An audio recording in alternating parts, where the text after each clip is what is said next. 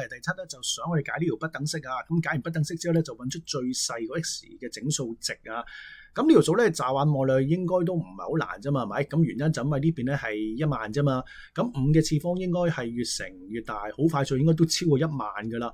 咁但係咧，你想用下，如果呢度唔係1萬，係1萬嘅1萬次嘅話咧，咁如果要試咧，我諗真係試到天黑都未試完啦。好嗱，我當然唔會咁做啦，係咪？咁跟住落嚟咧，我哋會教大家咧點樣用對數函數嘅一個特性上升嚟幫我哋咧就做到呢件事嘅。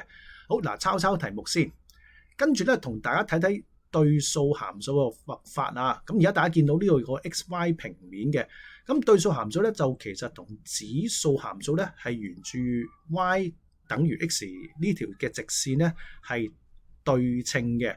即係你如果識畫指數函數又識畫 y 等 x 嗰條直線嘅話咧，咁你將呢張紙沿住呢條線接過嚟嘅話咧，咁得出嚟嗰個圖像咧，其實就係對數函數啦。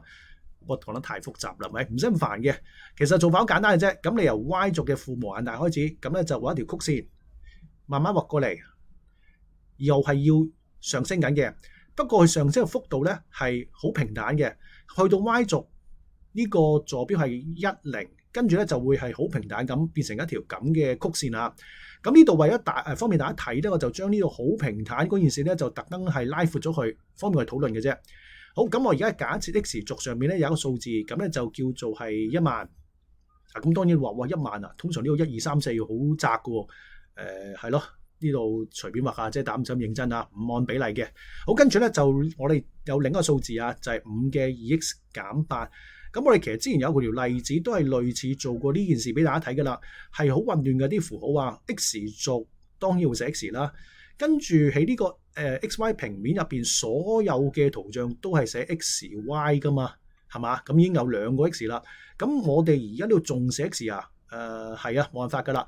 咁其實你可以睇成呢個 x 唔係 x 嚟嘅，係個數字嚟嘅啫，未揾到啫嘛。佢可能係9啊、14啊等等嘅啫，得唔得？咁一陣間咧，我哋就會將呢2個數字代入去呢個圖像度，睇下邊個高啲。咁其實都一目了然㗎啦。好嗱，先睇1萬先啊。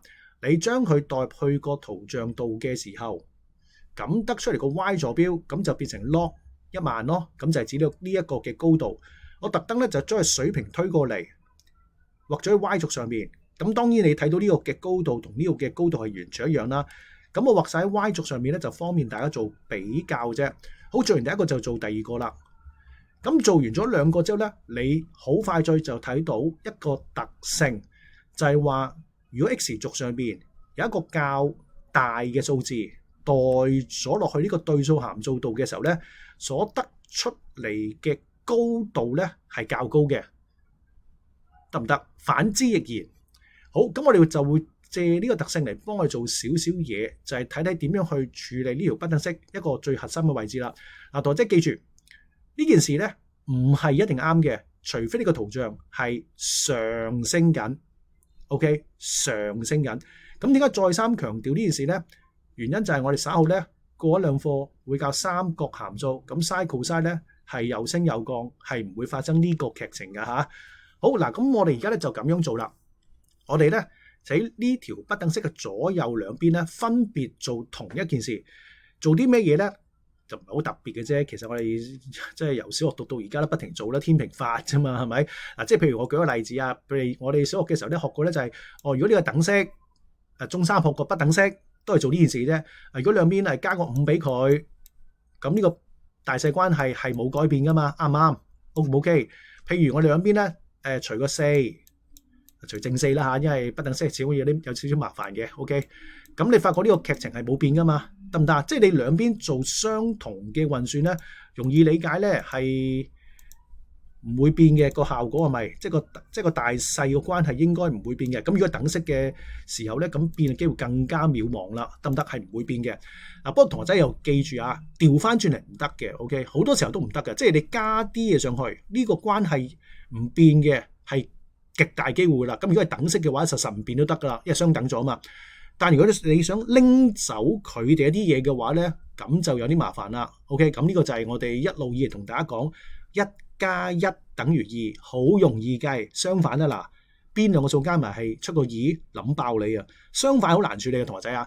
咁有冇啲例子係咁嘅咧？咁我唔喺度再重複啦。咁其實最簡單例子就係二次方程最 basic 嗰個 y 等於 x 2次嗰個咯，得唔得？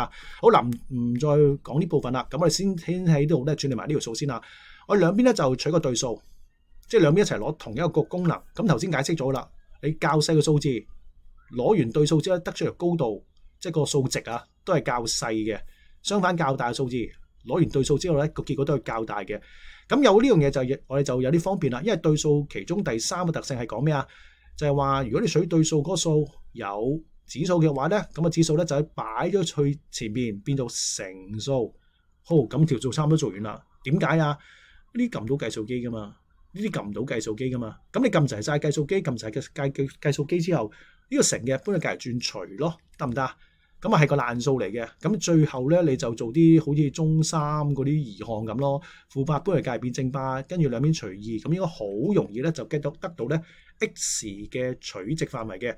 記住提一提大家，呢度咧我哋一般嚟講咧就應該係 save 答案。咁我哋寫就寫3個有數字嘅啫。咁你再有任何運算咧，都係用你 save 嗰答案去繼續計落去嘅。